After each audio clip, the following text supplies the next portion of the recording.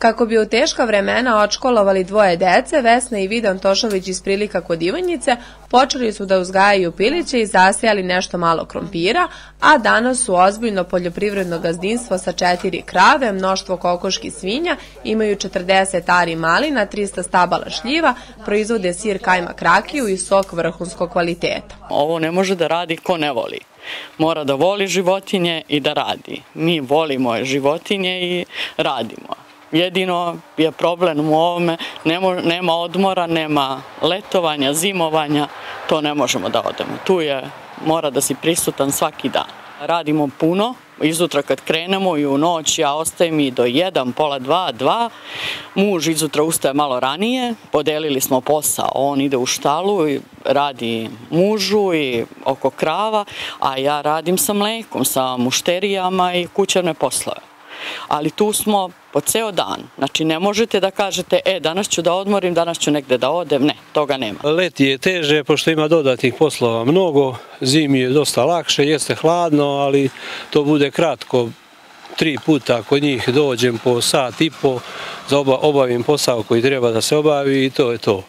A leti je mnogo naporno, pogotovo kad je berba malina, a onda je spavanje samo po 3-4 sata. Vesna posebno vodi računa o proizvodnji sira i kajmaka, zbog čije kvaliteta i mušterije dolaze na vrata. Tajna je u tome da imamo kvalitetno mleko. Moraju krave da se hrane dobro, da bi imali dobro mleko i da bi imali masan sir i kajmak. Tajna je u tome normalno da se to odradi, da bude pedantno, čisto, da imate rashladne uređaje. Leti ne može, mi imamo vitrinu, imamo frižidere, ne može bez rashladnih uređaja. Ali uglavnom je da bude čisto. Zahtevno je i mora da se održava. Mi imamo veliku količinu, ne idemo na pijac, sve prodajemo pred kućom, to govori koliko dobar imamo kvalitet. Znači ljudi nam dolaze pred kuću da kupe. Tranzicija je zatvorila mnoge firme i veliki broj ljudi je ostao bez posla i vizije za bolju budućnost. A Tošovići su suprotno tome zasukali rukave i postali ozbiljno poljoprivredno gazdinstvo. Ostali smo bez posla i nismo tražili posao ni ja ni muž.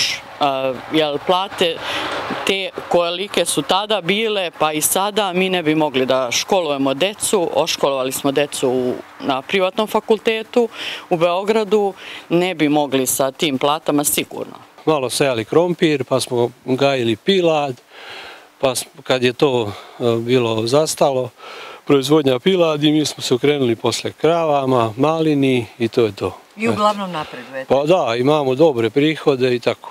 Dobili smo ovaj traktor pre 4-5 godina preko subvencije države. To i kupio sam i dosta priključaka prošle godine i to se nadam da će biti taj povraćaj i tako. Uglavnom nije loše, dobro je. Samo da smo zdravo i to je to. Ljubitelji zdrave i domaće hrane kod porodice Tošović u Prilikama svakodnevno mogu pazariti sir i kajmak izvrsnog kvaliteta, kao i dobru domaću rakiju.